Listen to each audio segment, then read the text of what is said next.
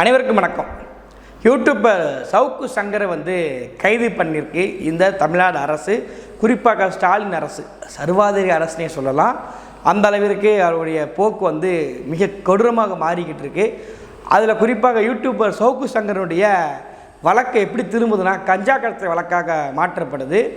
இப்போது யூடியூபர் சவுக்கு சங்கருடைய வீடுகளில், அலுவலகங்களில் இவர் கஞ்சா கடத்தினாரா, இல்லை கஞ்சா கொடுத்தாரா, இல்லை கஞ்சா வாங்கினாரான்னு சொல்லி பல கட்ட ஆய்வுகள் நடந்திருக்கு. அந்த ஆய்வுகள் நடந்த சுவாரஸ்யமான விஷயங்கள் தான் நம்ம இந்த காணொலியில் விலாவரியாக பார்க்க போகிறோம்.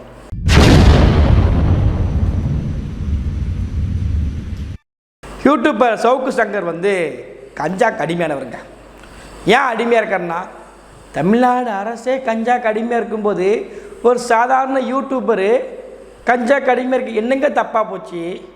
எங்கள் தமிழ்நாடு முழுக்க கஞ்சா இருக்குது. நான் சொல்லலை, தேனியில் ரூமு போட்டு தங்கின சவுக்கு சங்கருடைய வண்டி ஓட்டக்கூடியவங்கிட்ட 400 கிராம் கஞ்சா பொருள் எடுத்துருக்காங்க. அவருக்கு சப்ளை பண்ண ஒருத்தன் மகேந்திரன் ஒருத்தன், அவங்ககிட்டேருந்து பல கஞ்சாக்கள் பகிர்ந்துமை பண்ணியிருக்கிறாங்க. இப்படி தமிழ்நாடு முழுக்க இந்த முதல்லலாம் பார்த்துக்கிட்டிங்கன்னா பிட் பேக்கெட் அடிக்கும்போது பையிலேருந்து பர்ஸு வரும், ஃபேண்ட்டு பையில். இப்போ என்ன வருதுன்னா பொட்டலை வருது, கஞ்சா பொட்டலமாக இருக்குது. எங்கே பார்த்தாலும் கஞ்சா தானே எனக்கு அப்படிங்கிற மாதிரி 50,000 கோடி டார்கெட் வச்சாங்க. அது எதிலையாச்சு ஒன்று கஞ்சாவில் வரட்டும், இல்லை மெத்தனாலில் வரட்டும், இல்லை சாப்பாடு சாதிக்கு கடத்தக்கூடிய அந்த போதைப் பொருளில் வரட்டும், இல்லை சாராய கடையில் வரட்டும், இல்லைங்க கஞ்சாலையாச்சும் எனக்கு 50,000 கோடியை டார்கெட் பண்ணி கொடுத்துருங்க. இப்போ எப்படியாச்சு இந்த தமிழ்நாட்டுக்குடைய இளைஞர்கள் குட்டி சவராக குடிச்சு நாசமாக போகணும் அப்படிங்கிறதுல திமுக அரசு நீ என்னமோ பண்ணு. உன்னுடைய அப்பா செத்து போயிட்டாரலாம், நீ எதுக்கு வீடு இருக்க, உங்கள் அம்மாவுக்கு எதுக்கு சோறு ஊற்றிக்கிட்டு இருக்க, வா கஞ்சா குடிக்க வா, நல்ல போதையாக இருக்கும், நல்லா சுகமாக இருக்கும், நீ நினைக்கிறது நடக்கும், உனக்கு கண்ணு முன்னாடி நான் காட்டுவேன், எம்ஜிஆரை காட்டணுமா, கஞ்சா குடி அப்படின்னு சொல்லி இருக்கக்கூடிய இளைஞர்களை ஊக்குவிக்கும் விதமாக ஊக்குவிக்கும் விதமாக இந்த அரசு செயல்பட்டு கொண்டு இருக்கிறது. ஏன் அரசு இவ்வளோ மோசமாக செயல்படுதுன்னு நம்ம சொல்லலைங்க. பாதிக்கப்பட்டவங்க, கஞ்சாவில் பாதிக்கப்பட்டவங்க நடு ரோட்டில் நின்று போலீஸுக்கார சண்டை போடுறாங்க, மருத்துவமனை சண்டை போடுறாங்க, சாலையை மறிக்கிறான், பட்டா கத்தி எடுத்து ஆட்டாவை வெட்டுறான், போகக்கூடிய ஆட்களை வம்புழுக்கிறான். நடக்கலையா? அப்போ இந்த அரசு தடுத்து நிறுத்திருக்குன்னு நினச்சிருந்தா இப்போ இந்த குடிச்சு போட்டு ரோட்டில் நிற்பான ஒருத்தன். அப்போ அரசு ரசிக்கு, நீ கஞ்சா குடின்னு அரசு ரசிக்கு. அப்போ அரசே ரசிக்கும் போது யூடியூபராக இருக்கக்கூடிய சவுக்கு சங்கர் அடிக்கிறதுல தப்பு கிடையாதுங்களே, அடிக்க வேண்டியதானே. அரசே விக்கி சாராயத்தை, அரசே கஞ்சாக்கு எந்த நடவடிக்கை எடுக்க மாட்டேங்கி, சும்மா நடவடிக்கைங்க பேரில் இப்போ சவுக்கு சங்கருடைய வீட்டில் இருக்க செக் பண்ண போகிறோங்க. நாங்கள் எப்படி நாங்கள் எங்கே கண்டுபிடிக்க பார்த்தீங்களா? சவுக்கு சங்கர் நாங்கள் ஃபேண்டு பேக்குலேருந்து 4 கிராம் எடுத்துட்டோம். இப்போ அவர் அலுவலகத்தில் இருக்கான், தேடி போனால் அலுவலகம் பூட்டி இருக்குது. என்ன பண்ணலாம்? கலதை இது முடியாத, நம்ம தமிழ்நாடு அரசுக்கு முடியாதா என்ன? எத்தனை இடத்துல உடைச்சிருப்பாங்க, மனதை சொல்கிறாங்க, எத்தனை மனதை உடைச்சிருப்பார்கள். இந்த ஒரு பூட்டு உடைக்க முடியாதா? பூட்டை ஒரே உடைச்சி அலுவலகத்தை பார்த்துருக்காங்க. அப்புறம் வீட்டுக்கு போயிருக்காங்க.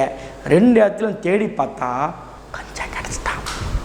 ஆமாம் பாருங்கள், எனக்கு என்ன ஆச்சரியம்னா, முத்துவேல் கருணாநிதி ஸ்டாலினோட ஆட்சியில் எங்கே போனாலும் கஞ்சா கிடைக்குங்க. சவுக்கு சங்கர்கிட்ட கஞ்சா கிடைக்கி, சவுக்கு சங்கர் டிரைவர்கிட்ட கஞ்சா கிடைக்கி, சவுக்கு சங்கர் நம்பர்கிட்ட கஞ்சா கிடைக்கி, சவுக்கு சங்கர் வீட்டுக்கு போனால் கஞ்சா கிடைக்கி, சவுக்கு சங்கர் அலுவலகத்துக்கு போனால் கஞ்சா கிடைக்கி, எல்லா பக்கம் கஞ்சா கிடைக்க. எப்படிங்க? இதுதாங்க இவங்க ஆட்சி லட்சணம். நான் சொல்கிறோம்ல, இவங்க ப்ரொமோட் பண்ணுறாங்க கஞ்சாவை. அப்போ என்ன பண்ணுது, எங்கே தோண்டினாலும் தண்ணி வருதோ இல்லையோ கஞ்சா கிடைக்கு. முத்துவேல் கருணாநிதி ஸ்டாலின் ஆட்சிக்கு வந்தது பிறகு 3 ஆண்டுகளில், நான் சொல்லலை, தமிழ்நாடு காவல்துறை சொல்லியிருக்கு. இந்தா பாருங்கள், சவுக்கு சங்கர் வீட்டில் போய் கஞ்சா எடுத்துகிட்டு வந்துட்டாங்க. இப்போ சவுக்கு சங்கர் வீட்டை எப்படி கஞ்சா கடத்துவேன்? தமிழ்நாட்டில் இவ்வளோ பெரிய சட்ட நெறிமுறைகள் இருக்குது. அது முத்துவேல் கருணாநிதி ஸ்டாலின் ஆட்சி பண்ணிக்கிட்டு இருக்கும்போது நீ கஞ்சாவாக கடத்திட்டு இருக்க, கஞ்சா வீட்டில் வைக்கிற, இந்தா பாருவோம் வீட்டை சீலை வச்சு பூட்டுறேன் பாடுறா அப்படின்னு சொல்லி வீட்டையும் அலுவலகத்தையும் சீலை வச்சு நங்குன்னு குத்தி தமிழ்நாடு அரசு எப்படி நாங்கள் கண்காணித்து தடுத்து நிறுத்திட்டோம். நல்ல வேலை, நாங்கள் சவுக்கு சங்கர்கிட்ட இருந்த கஞ்சா நாங்கள் பிடுங்கிட்டோம். இல்லைன்னு வச்சுக்கோங்களேன், தமிழ்நாடு முழுக்க இந்த கஞ்சா சப்ளை ஆகி நிறைய மாணவர்கள் நாசமாக போயிருப்பாங்க, செத்து போயிருப்பாங்க. நிறைய பெண்களுடைய தாலி அருந்து இருக்கும். இளம் விதவை பெண்கள் ரொம்ப முக்கியம். கனிமொழி சொன்னதெல்லாம் இளம் விதவை பெண்கள் வந்து நிறைய உருவாகி இருப்பாங்க.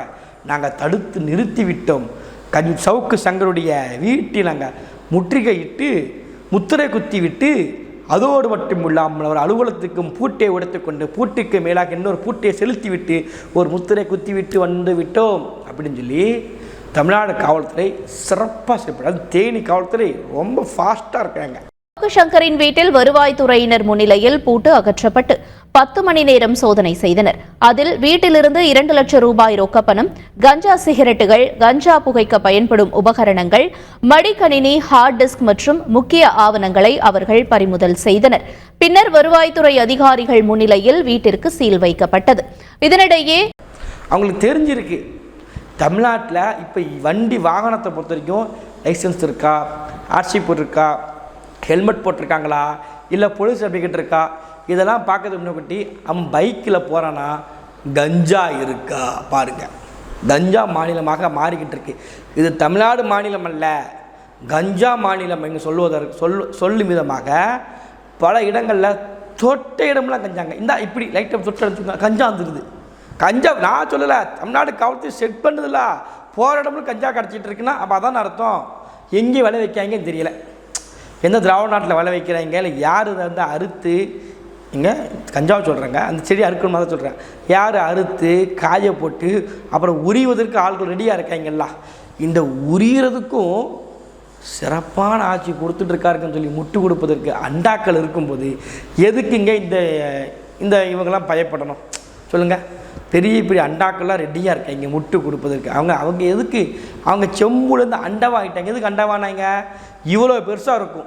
அங்கே என்ன பண்ணலாம், செம்புனா சிறுசாக இருக்கும், 200 ரூபா ஒரு இதாக வர முடியும். இதுனா பாருங்கள் அண்டா ஒரு ரூபாயாக போலம்ல, அந்த 200 ரூபா அந்த பிச்சை காசு அந்த 1 ரூபாயாக பார்க்கும்போது அள்ளி பார்க்கும்போது அப்படியே அந்த அண்டாக்கள் மோந்து பார்ப்பாங்க தெரியுமா, ஆகா சூப்பராக இருக்குப்பா, இந்த காசில் தான் அங்கே காத்துக்கிட்டு இருக்கோன்னு சொல்லி வாடகை வாய்கள் அண்டா வாய்க்கள் திறந்துருக்கிறதுனால எதை பற்றி இந்த அரசு கவலையே படாது, எது கவலைப்படாது. நேற்று ஒரு சுவாரஸ்யமான சம்பவம் என்ன தெரியுமா, உண்மையாக சுவாரஸ்யமான சம்பவம்.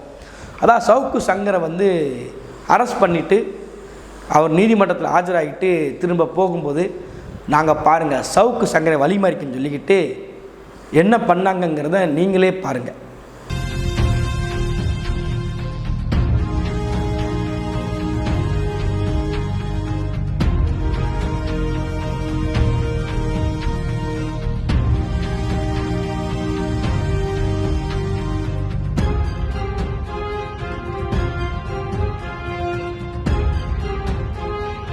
சவுக்கு சங்கர் வந்து அந்த வாகனத்தெல்லாம் இருக்கார் நினச்சிக்கிட்டு என்ன பண்ணுறாங்க, அங்கே உள்ள பெண்கள் முழுக்கவே உட்காந்து சாலை மறியல், விளக்குமாறு மறியல் சொல்லப்போனால் விளக்குமாறு வச்சு நிற்கிறாங்க. இப்போ இதில் ஒரு பெரிய விஷயம் தெரியுமா, சரி அவங்களுக்கு தான் விவரம் தெரியல, இது ஊடகத்தை வாலிமன் எடுத்து போடுறாங்க பாருங்கள். பெண்கள் வந்து சவுக்கு சங்கர் இல்லாத வாகனத்தில் காலி வாகனத்தில் முற்றுகையிட்டார்கள் அப்படின்னு சொல்லி பதிவு பண்ணுறாங்க. கரெக்டாக அவங்களுக்கு தான் விவரம் தெரியல, 200 ரூபா கொடுத்துட்டாங்க, அந்த அம்மா நின்றுட்டு அந்த பொழப்பு, அது எங்களுடைய மக்களோட அறியாமை, அதெல்லாம் நின்றுட்டாங்கன்னு வச்சுக்கோங்களேன். அந்த வண்டிக்கு ஒன்றுலாம் தெரியுதுல்ல, ஏன் அந்த கேமரா உள்ளே சொருகி போய் போட்டாடுக்கான், இந்த வண்டிகளை ஒன்றும் உனக்கே தெரியும் தான் சொல்கிறேன் ஒன்றும் இல்லைன்ட்டு. அப்போது இது என்ன உருவாக்குறாங்க பார்த்துக்கிட்டிங்கன்னா, ஒரு பிம்பத்தை அப்படி கட்டமைச்சு கொண்டு போகிறாங்களாம்மா. சவுக்கு சங்கர் ரொம்ப மோசமானது. எங்கே மோசமானவன் தாங்க, அவன் அயோக்கிய போயிருந்தாங்க, அவன் ஒன்றா நம்ம முடிச்சு வைக்கிறாங்க. ஆனால் சவுக்கு சங்கர் மீது அதிகாரம் பயங்கரமான முறையில் தலைவிரிச்சாடுது, துஷ்பிரயோகம் சொல்லுவாங்கள்ல, அது பயங்கரமான முறையில் இருந்துக்கிட்டு இருக்குது. இதை நம்ம இன்றைக்கி கேட்கலை அப்படின்னா நாளைக்கு நமக்கு யாரும் கேட்க மாட்டாங்க அப்படிங்கிறத மட்டும் மனசில் வச்சுக்கோங்க. சவுக்கு சங்கருடைய வீடு அலுவலகமெல்லாம் சீல் வச்சுருக்கிறாங்க. இது அதிகார திமுறில் திமுக கட்சி ஆடிக்கிட்டு இருக்கு. நம்மளை யார் என்ன செய்ய முடியும், நம்ம என்ன செஞ்சிருவாங்கன்னு நினச்சிக்கிட்டு இருக்காங்க. மக்கள் 2026 மாறி சொன்ன மணிக்க செய்ய போகிறாங்க, செஞ்சுருவாங்க. என்ன செஞ்சாங்கன்னா ஓட்டில் தோக்கடிப்பாங்க. ஓட்டை தோக்கடிப்பதற்கு மக்கள் தயாராக இருக்கிறாங்க. இந்த 3 ஆண்டுகள்லேயே நம்ம முக்கி பார்த்தாலும் ஒரு நல்லது கூட நமக்கு கிடைக்கவே இல்லை, ஒரு நல்லது கூட நடக்கவே இல்லை. தேடி பார்த்தாலும் சரி தான், பூத கண்ணாடி வச்சு தடை பார்த்தாலும் தான் ஒன்றுமே நமக்கு நடக்கவே இல்லை. இதற்கு பிறகு 2026 ஐயா போதுங்க ஐயா, நீங்கள் வீட்டுக்கு போங்கய்யா அப்படின்னு மக்கள் கையெடுத்து கும்பிடுவதற்கு தயாராக இருக்கிறாங்க.